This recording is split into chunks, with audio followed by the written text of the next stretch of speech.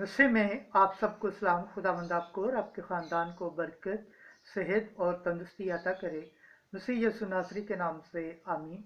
हमारे लिए आज की तिलावत मुक़द्दस पौलुस रसूल का ख़त गलातियों के नाम, दूसरा बाब, पहली आयत से दूसरी, 7वीं से 14वीं आयत। मुझ पर जो खुदा का फजल हुआ है उन्होंने पहचान लिया है। खुदा बाप, बेटे और रूह कुद्दस के नाम से आमीन। ऐ भाइयों, आखिर 14 बरस के बाद मैं बरनबास के साथ फिर यरूशलेम को गया और तीतुस को भी साथ ले गया और मेरा जाना वही के मुताबिक हुआ। और जो अंजील मैं गैर कौमों में सुनाता हूँ उसे उनके सामने बयान किया, यानी तन्हाई में उनके सामने जो साहिबे अख्तियार समझे जाते हैं। ऐसा ना हो कि इस वक्त की या पेशतर की दौड़ बेफायदा निकले, लेकिन खिलाफ इसके जब उन्होंने देखा कि अहले खुल्फ के लिए मैं अंजील का अमानतदार हुआ, जैसा कि अहले खस्तान के लिए पतरस था, क्योंकि जिसने अहले खस्तान की रसालत के लिए पतरस में असर पैदा किया उसी ने गैर कौमों के लिए मुझ में भी असर पैदा किया।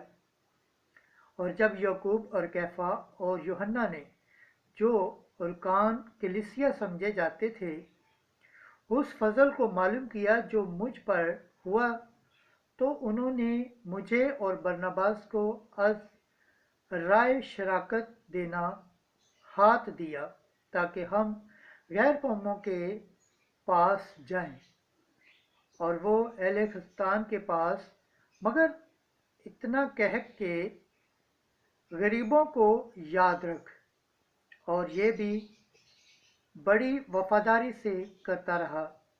जब कैफा अंताकिया में आया तो मैंने रूबरू उसका सामना किया, इसलिए कि वो मलामत के लायक था, क्योंकि वो पेशतर इससे कि कई शख्स याकूब की तरफ से आए गैर कौमों के साथ खाया करता था।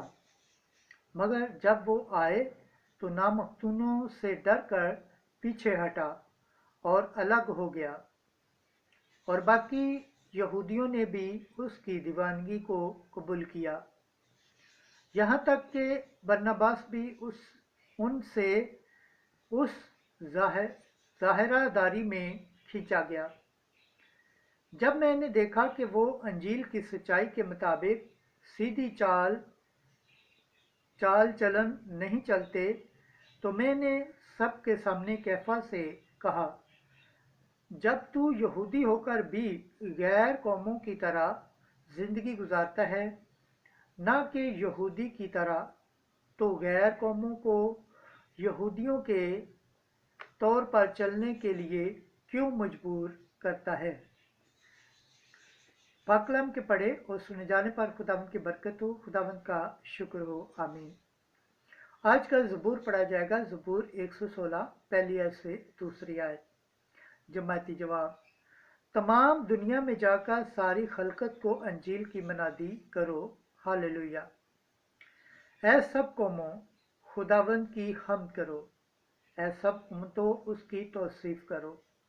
जमाती जवाब, तमाम दुनिया में जाकर सारी खलकत को अंजील की मनादी करो, उसकी रहमत हम पर अस्तवार है, खुदावंद की वफा अबद तक कायम है। जमाती जवाब, तमाम दुनिया में जाकर अंजील की मनादी करो। खुदावंद के पाक कलाम पढ़े और सुन जाने पर खुदावंद की बरकत हो, खुदावंद का शुक्र हो, आमीन। नारे हम्द। तुमने तंबियात की रूह पाई है, जिससे हम पुकार कर अब्बा यानी ए बाप कहते हैं। आज की अंजील मुकद्दस लूका के मुताबिक 11 बाब पहली आयत से चौथी आयत। ऐ खुदावंद हमें दुआ मांगना सिखा। एक दिन यीशु एक जगह दुआ कर रहा था। जब दुआ कर चुका तो उसके शागिर्दों में से किसी ने उससे कहा, ऐ खुदावंद हमको दुआ करना सिखा, जैसा कि यूहन्ना ने भी अपने शागिर्दों को सिखाया। उसने उनसे कहा कि जब तुम दुआ करो तो कहो, ऐ बाप, तेरे नाम की तौसीफ हो, तेरी बादशाही आए, हमारे रोज़ाना की रोटी हर मर्रा हमें दिया कर, और हमारे गुनाह हमें बख्श, क्योंकि हम भी अपने एक कर्जदार को बख्शते हैं, और हमें आजमाइश में पड़ने न दे। अंजिल मुकद्दस के वसीला से हमारे गुनाह माफ़ किए जाए। ऐ मसीह तेरी सताइश हो। खुदावंद के पाक कलाम पढ़े और सुन जाने पर खुदावंद की बरकत हो, खुदावंद का शुक्र हो। आमीन। खुदा बाप, बेटे और रूह कुद्दुस के नाम से आमीन। अजीज दोस्तों, इस चैनल को सब्सक्राइब करें, शेयर करें, लाइक करें और कमेंट्स करें, और दूसरों तक शेयर करें ताकि खुदावंद का पाक और जिंदा कलाम घर घर में पहुंच सके और वो इस कलाम के वसीला से बरकत पाएं